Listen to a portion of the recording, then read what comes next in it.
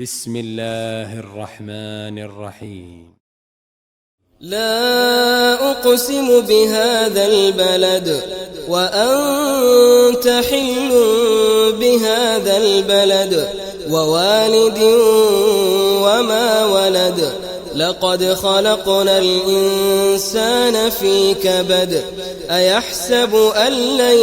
يقدر عليه أحد يقول أهلكت مالا لبدا أيحسب أن لم يره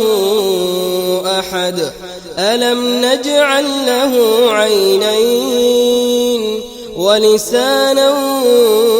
وشفتين وهديناه النجدين فلاقتحم العقبة وما أدراك ما العقبة فك رقبة أو إطعام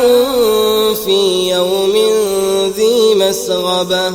يتيما ذا مقربة أو مسكينا ذا متربة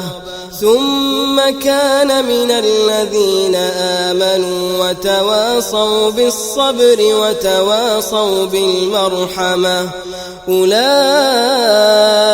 أصحاب الميمنة والذين كفروا بآياتنا هم أصحاب المشأمة